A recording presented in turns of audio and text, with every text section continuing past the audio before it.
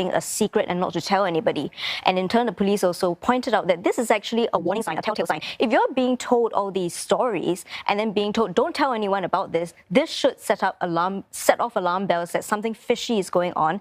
And also, if you see that your family member seems to be behaving slightly weirdly, seems to be keeping something from you, this could also be a sign that they may be under this sort of scam as well.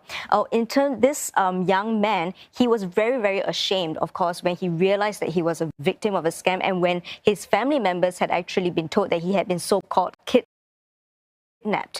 And he shared that he had wanted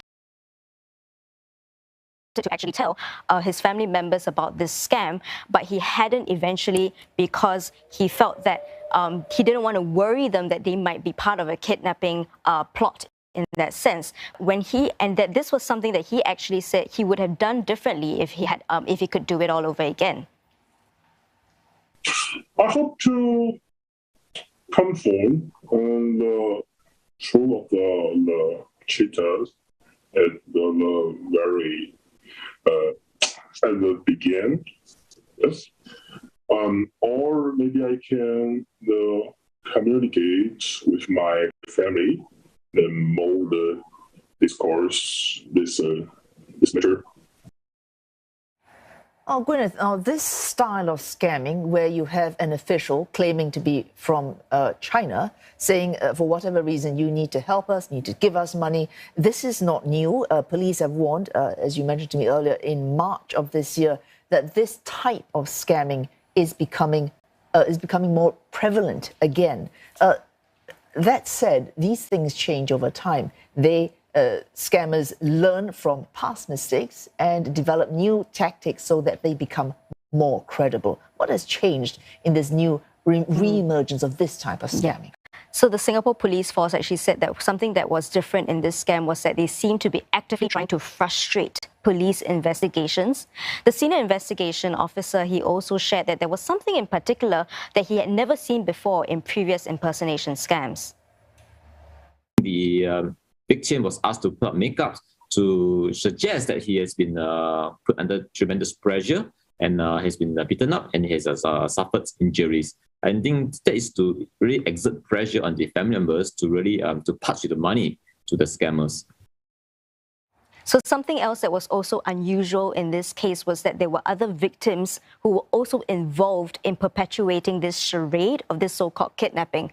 A 25-year-old man was recruited to pass a SIM card over to this 21-year-old victim to help in communicating with these so-called officials. A 15-year-old boy actually passed some rope, some bandages, some bandage tape, and some makeup to this 21-year-old man to help with this, putting on the bruises and the injuries to make the whole kidnapping plot look more real in that sense. So it's very multi-layered. You're not just dealing with the criminal directly anymore. They're actually recruiting people who are innocent themselves and who believe they are actually trying to help into this entire charade. And also particularly worrying is the fact that a very young 15-year-old boy was also tricked and eventually implicated in this entire scam. All right, thanks for that. Gwyneth, our reporter, Gwyneth, you're looking at this new style of scamming going on and the things we perhaps should be looking out for. And still to come, the US raises interest rates by its largest margin in 2 decades. How will the move impact Singapore? Plus, 3 in 10 workers suffer from high stress. Employers are being urged to do more to address mental health issues.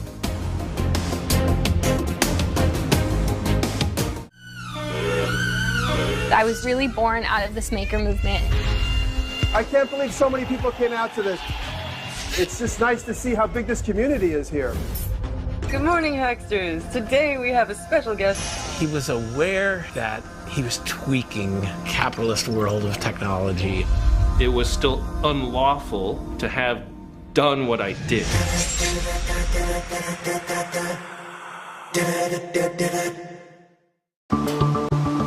This Saturday, strategies for taking the heat of rising prices. You cannot control commodities, but you can control what is within your realm. As borders open up, is now the right time to invest in the aviation sector? Plus, why financial literacy starts at home. Balance money, come back and put in your piggy bank. Saturday, 10:30 p.m.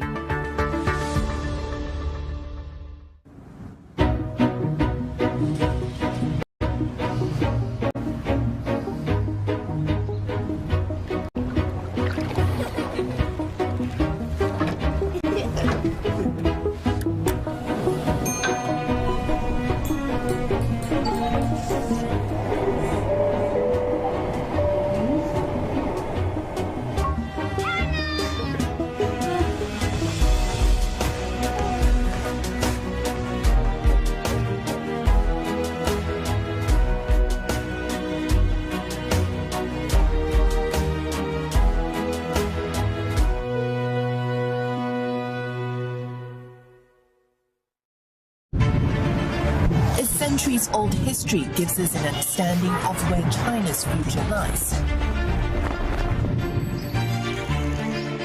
I'm Olivia Xiong, CNA, Beijing. This is the CNA Green Plan Challenge. Let's go. Are we ready? You attended our events. Well done. Right, bees right. Beauty right. What should we do? One. That's correct. Congratulations. You took part in our online challenges. Now continue your green journey with us.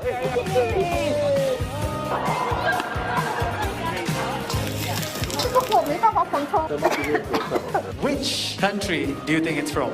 France? Auntie Vilia. You think our eggs are all the way from France? You can just grab it. Oh my God, no, I cannot. Then you see a langer injured. What are you going to do? Call him up. 1-800-476-160. Yeah, very good. Watch the CNA Green Plan Challenge. On demand at cna.asia.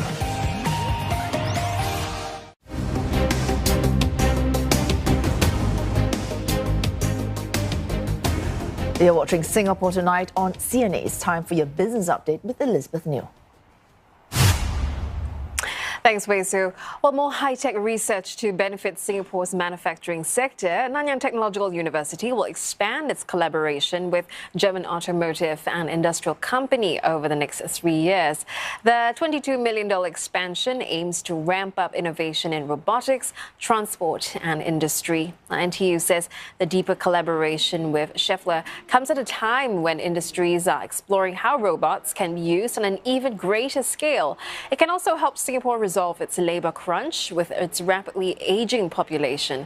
Inventions from this research lab also have the potential to be used in other fields, such as in medical applications. Another area that's expanding very rapidly in parallel with this, which has a huge bearing on this, is data analytics, artificial intelligence, and machine learning. And how do you use the power of data, especially with 5G and real-time streaming at high rates? How do you use the power of that for improving performance of engineering components, devices used in manufacturing, and also human performance? Now, Singapore could see higher interest rates. This after the U.S. Federal Reserve made its biggest rate hike in 22 years. The Fed raised it by 0.5 percentage point to fight soaring inflation. And this move could also impact Singapore's economy. Now, Singapore Central Bank does not set interest rates directly. Domestic interest rates are largely influenced by global market movements. And the COVID-19 pandemic put Singapore, like the US, into a lower interest rate environment. This was meant to spur economic growth and cushion fallout from the pandemic.